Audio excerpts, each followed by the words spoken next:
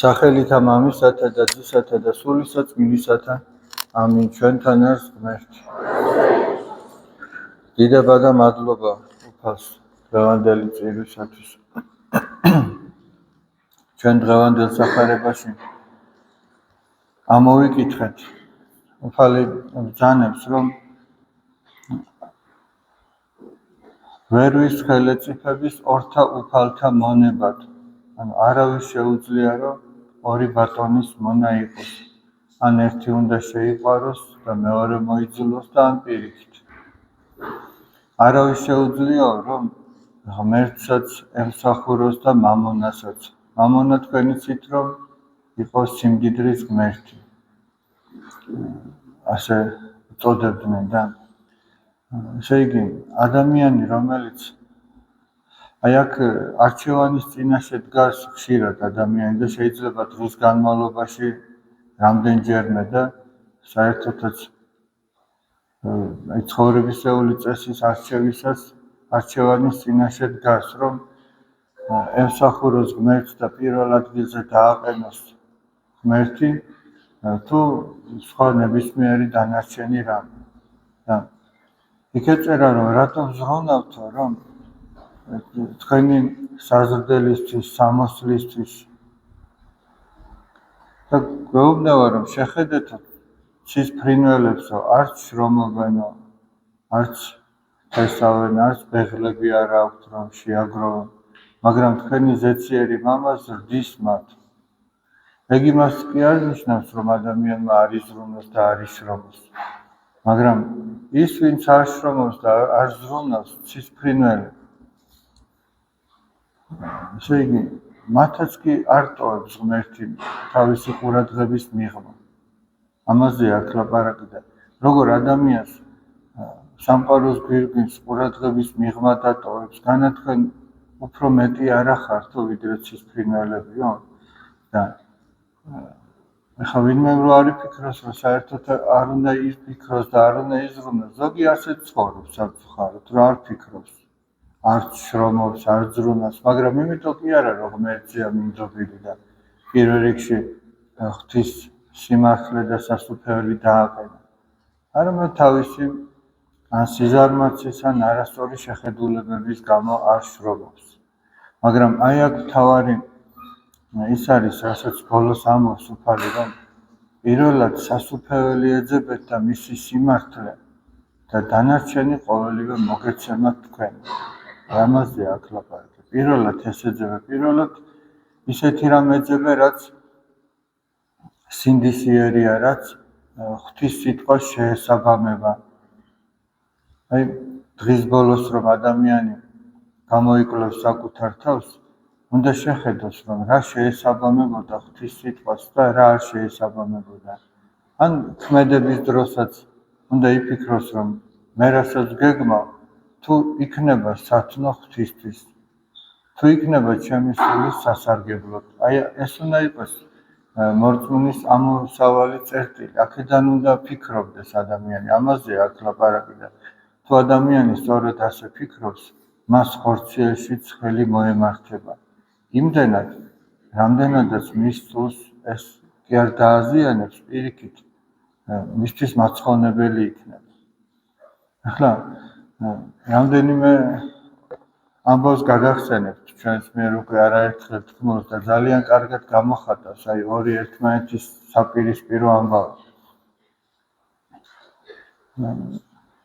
გახსოვთ, ერთი კაცი იყო, მებოსტნე იყო, იოანე ერქვა. და მას ჰქონდა ასეთი წესი, რომ თავის შემოსავალს გლახაკებს უზიარებდა, ურიგებდა და ღმერთს იყო მინდობილი, ესე რომ ვთქვათ. და იმედი ჰქონდა ღმერთისა, რომ თუ რამე გაუჭირდებოდა, ღმერთი მას არ დატოვებდა და ღმერთი მართლაც არ დატოვებდა ესეთი სულისკვეთების ადამიანს. და რამდენი ყოფილა ასეთი, აი მაგალითად, როდესაც ელია თესბიტელი მიდის სიდონის სარებთაში, იქ არის ერთი ქვრივი დედაკაცი. თან ეს ის პერიოდი, როდესაც 3 წელი და 6 თვე წვიმა არ არის ისრაელში. და გადამხმარია ყველაფერი, საკვები არ აქვს არავის და ამ ქვრივ დედაკაცს ეუბნება, რომ ცოტაოდენი წყალი გამომიტანენ, მერე საჭმელსაც თხოვს.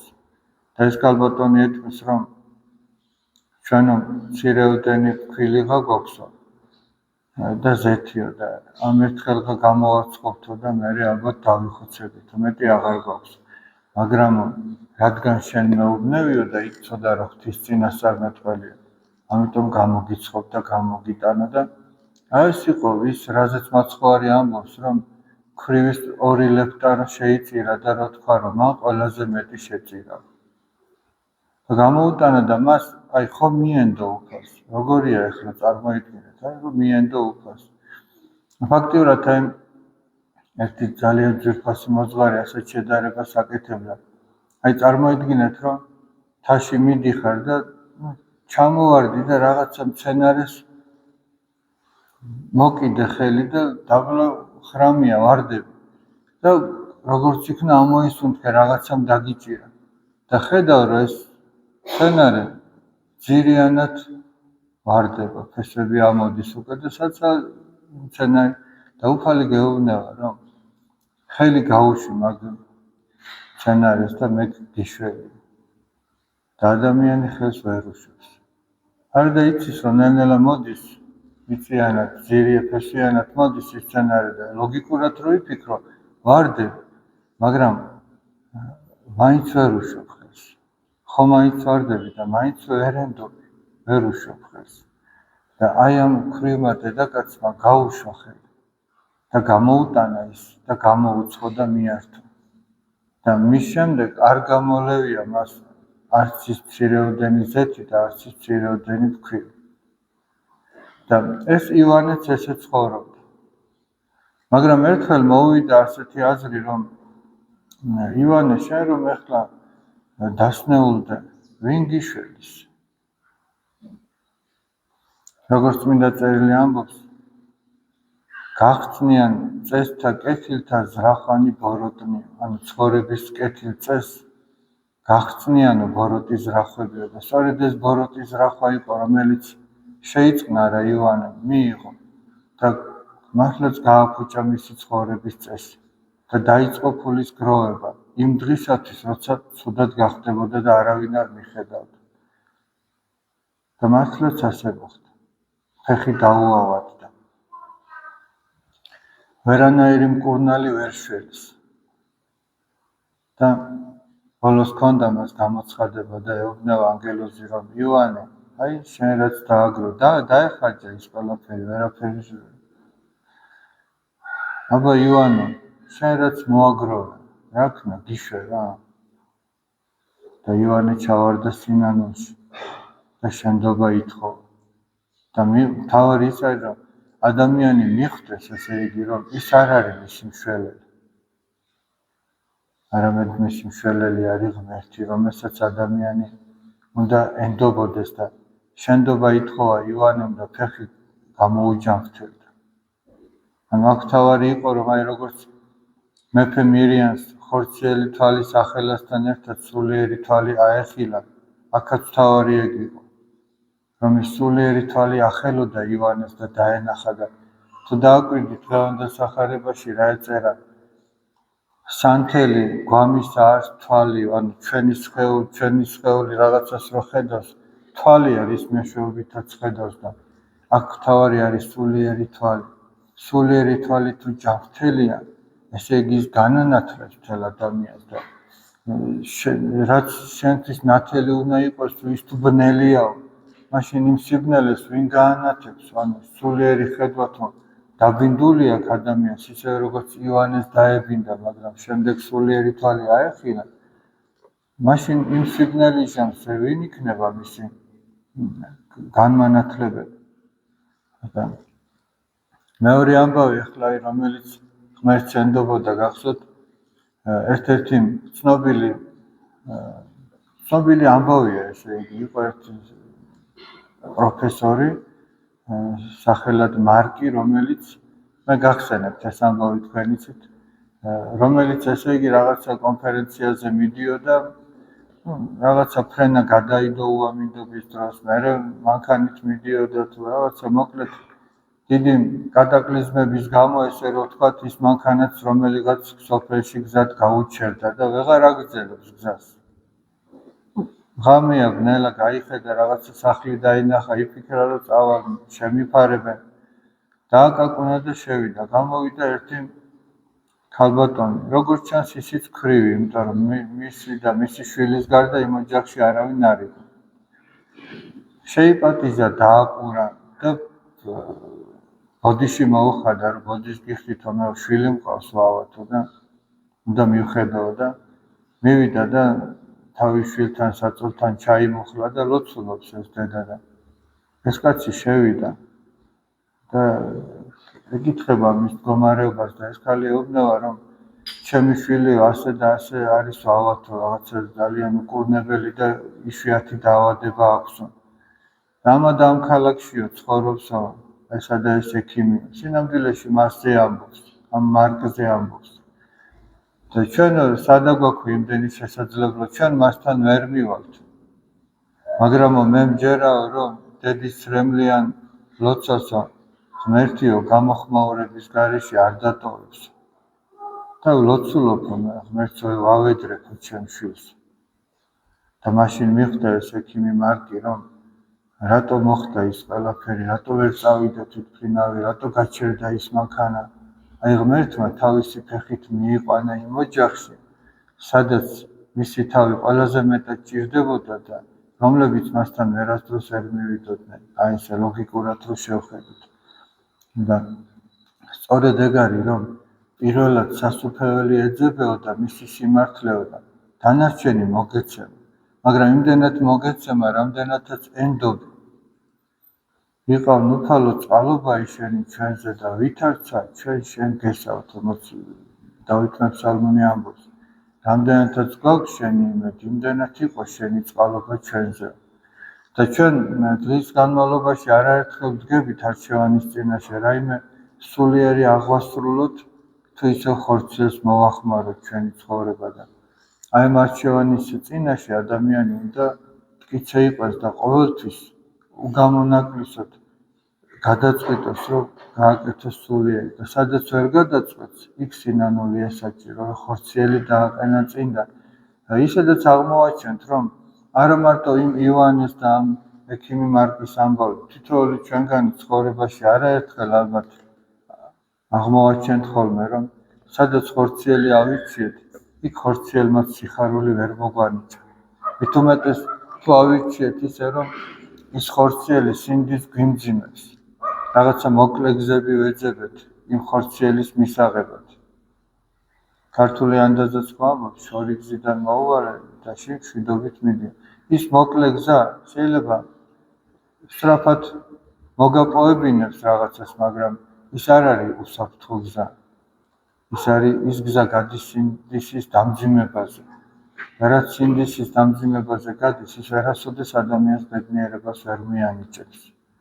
და ის რაც როგორც იტყვიან, ალალი და უსაყვედურო არისო, შეიძლება ცოტა იყოს, მაგრამ იმ ცოტა ადამიანი შეიძლება დიდ ბედნიერებას აზიაროს.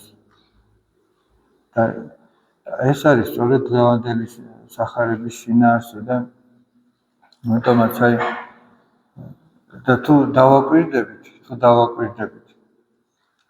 ადამიანი, რომელიც პირველად ღმერთს ირჩევს და შემდეგ ღვთისგანელის ყოველივე დანარჩენს, სწორედ ესეთი ადამიანები არიან, ვინც ჩვენ გვახსენდებიან როგორც გმირები, როგორც ღვთის მადიდებლები, როგორც სამშობლოს ერთგული ადამიანები. აი როგორც მაგალითად დღევანდელ დღეს მოხსენიებული წმინდანი, წმინდა მღვდელი თევდორე კვეთელი. 17 საუკუნეა იცით თქვენ და მტერი ეუბნება მღვდელ თევდორეს, რომ მეფის ადგილს ამყოფელი უჩვენოს. და მღვდელი თევდორე სრულიად სხვა გზით წაიყვანს მათ. ეს მანგლისისკენ ხდება, როდესაც ტაძარს დაკეტავს, გამოდის, მაგ დროს შეიპყრობენ და ის თავს გაწირავს და გადაარჩენს მეფეს და მეფის გადარჩენით გადაარჩენს თავის სამშობლოს. და ჩვენ არ ვიცით მღვდელი თევდორეს ცხოვრების სხვა მონაკვეთები. მაგრამ აი ამ ერთ მონაკვეთში ჩანს ის თუ როგორ უცხოვრია მას. ახლა სიტყვაზე 100 ლიტრიანი კასრი და გასინჯო როგორ იყვინო 100 ლიტრა ხო არ არის საჭირო ერთი ჭიქით ხო იგებენ არა აი ამ ერთი შემთხვევით ჩანს ის როგორ ცხოვრობდა თავის ყოველდღიურ ცხოვრებაში რას აყენებდა პირველ ადგილზე და იგივე შეიძლება ითქვას წმინდა გიორგისთან დაკავშირებით წმინდა ბარბარესთან თუ ასე შემდეგ და რამდენადაც ადამიანმა შეიყვარა ღმერთი იმდენად დიდია მისი თავგანწირვა ღვთისა და ადამიანების წინაშე. ღმერთმა მოგვანიჭოს თითოეული გზაჯვარედინის დროს სწორი არჩევანის გაკეთების გონიერებაც და ამისი ძალაც და მოთმინებაც. ჩვენ გუშინ ლოცვა რო დამთავრდა ბავშვები ვინც აქ იყვნენ სამრევლო სკოლისა 13 წლის ზემოთ ვინც უცბად მოგროვდნენ მიწვეულები ვიყავით ფილმის ჩვენებაზე სამწუხაროდ ნახევარს ვერ მივხსარით არ ვიცი სხვადასხვა მოვლენების გამო რაც გზაში ხდებოდა და მაგრამ როცა ჩავედით მადლობა ღმერთს ჩავედით და ის ფილმი ჯერ არსა დაარდებს ესე ინტერნეტში მაგრამ ჩვენ ფაქტიურად არ გითხოვია და ისე დაგვდეს პატივი და ჩაგვიწერეს და გამოგვატანეს. ძალიან ისეთი სტამბეჭდავია ის ყველაფერი, ისი ნახვა ჩვენ მოგვიწევს. ეს ეხება წმინდა მღვდელმთავარ ლუკა ვოინო-იასენეცკის ცხოვრებას. კომუნისტური რეჟიმის პერიოდია, მეორე მსოფლიო ომის პერიოდია და მე ხალხურად წინასწარ არაფერს არ ვიტყვი, მაგრამ იმას ვიტყვი, რომ ჩვენ გეგმავთ ხუთშაბათს, რომ ვაჩვენოთ აქ ჩვენ სამრევლო სკოლაში ეს ფილმი. საღამოს აი 4 შაბათს ჩვენ არ გვექნება პარაკლისი და საკვირაო სკოლა აღსარება, იმიტომ რომ სოფლიდან ბავშვები მიგყავს სადღაც და იგივე იქნება ხუთშაბათს 6 საათისთვის შევიკრიბოთ პარაკლისი ჯანმრთელობისა შევასრულოთ და შემდეგ უკვე ნახოთ ეს ფილმი და ვინც აღსარებაზე იქნება თავისთავად. მე უბრალოდ გთხოვთ რომ ძალიან პატარებს მოწამოიყვანთ ეს შეიძლება მათთვის ცოტა ძნელი იყოს ვერ გაიგონ და მე იქ ხმაური გამოიწვიონ და სადღაც აი 13-14 წლიდან ბავშვები კიდე შეიძლება ჯერ ჩვენ და მე შევხვდეთ პატარების საკვირაო სკოლაზე შეიძლება მე თუმცა ეს არ არის ფილმი რომელიცაც პატარები გულდასმით უყურებენ და ნახოთ აბა რა იქნება ხუთშაბათს საღამოს გვექნება ფილმის ჩვენება და მე ერთად თუ შესაძლებლობა გვექნება ერთად განვიხილოთ. ღმერთმა დალოცვილი და გახარებულები გამოვიდეს.